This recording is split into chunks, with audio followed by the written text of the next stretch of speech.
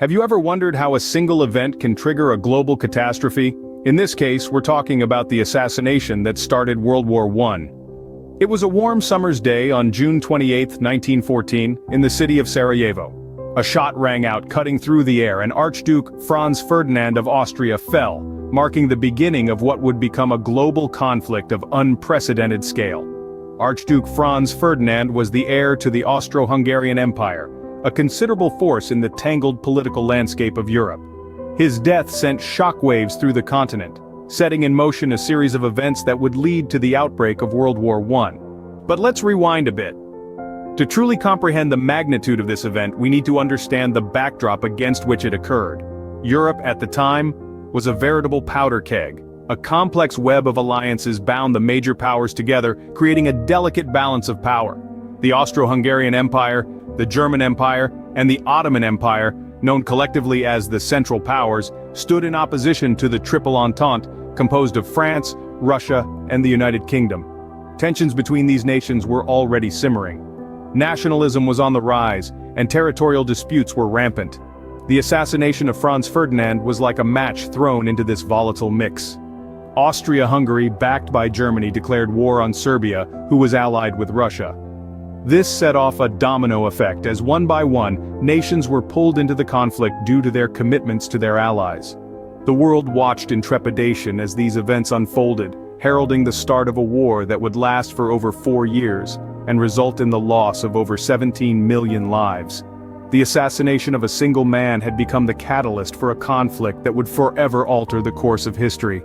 So, with the death of one man, the world was set on a path to the greatest war it had ever seen.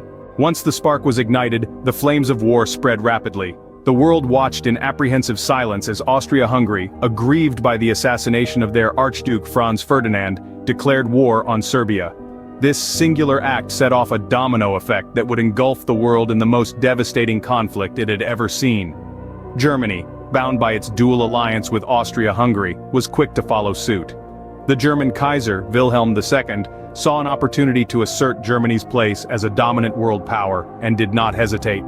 His war machine rolled into action, and the nation declared war on Russia and France, Serbia's allies. Meanwhile, the Ottoman Empire, sensing a chance to regain lost territories and restore its fading glory, joined the fray on the side of the Central Powers, Austria-Hungary and Germany. This was not just a war of nations, it was a war of empires, each vying for territorial gain, prestige, and power. On the other side of the chessboard, the Allied powers began to form. Britain, France, and Russia, bound by a web of treaties and alliances, found themselves drawn into the conflict. They stood in opposition to the Central Powers, their collective goal to contain the aggressive expansion and to protect their own interests. As the war began, each side flexed its military muscle, implementing early movements and strategies. The Central Powers, led by German tactical expertise, focused on a war of movement. They aimed to outmaneuver their enemies on the battlefield, swiftly capturing key locations. The Allied powers, on the other hand, adopted a defensive stance, digging in and preparing for the long haul. In this global chess game, each move was calculated, each strategy meticulously planned. Yet, as in all wars, the unexpected was the only certainty. The world held its breath as the first shots rang out, the echoes of which would reverberate for years to come. The stage was set, the players were in position, and the world was at war. As years passed, the war became a grueling marathon of endurance and attrition. The Gallipoli campaign, one of the defining moments of the war, was an audacious attempt by the Allies to control the sea route from Europe to Russia. It was a gamble, a bold stroke that, if successful, could have shortened the war. But the campaign was met with fierce resistance from the Ottoman Empire, turning the Dardanelles into a deadly quagmire for the Allies. The campaign dragged on for 8 long months before the Allies admitted defeat. The failed campaign is a stark reminder of the high cost of war, both in terms of human lives and strategic setbacks. Meanwhile, on the Western Front, the Battle of Verdun raged on. The French and German armies locked in a deadly embrace, each side determined to bleed the other white. The Battle of Verdun was one of the longest and most brutal battles of the war, lasting a staggering 10 months. It was a testament to the stubborn resolve of both sides and a chilling glimpse into the industrial-scale slaughter that characterized the conflict. As the war raged on, new technologies emerged that would forever change the face of warfare. Tanks, first used by the British at the Battle of the Somme, brought a new level of firepower and protection to the battlefield. And then there were chemical weapons, a terrifying innovation that introduced a new kind of horror to the trenches. The use of poison gas was a grim testament to the lengths nations would go to secure victory. 1917 marked a significant turning point in the war. The United States, initially determined to remain neutral, was drawn into the conflict following a series of provocations by Germany.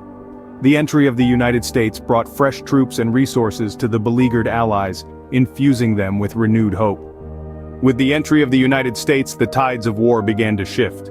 Every war must come to an end, and World War I was no exception. As we journey into the final year of the war, 1918, a light flickers at the end of the tunnel. The tide of the war is turning.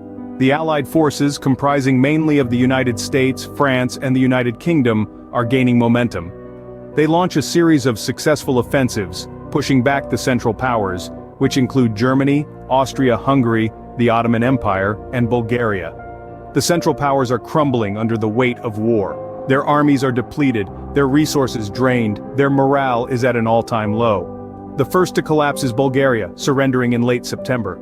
The Ottoman Empire follows suit in October. Austria-Hungary, fragmented and overwhelmed, signs an armistice at the beginning of November. And then there's Germany. The German Empire, once a formidable force, is now on the brink of collapse. Civil unrest is brewing at home as the German people grow tired of war.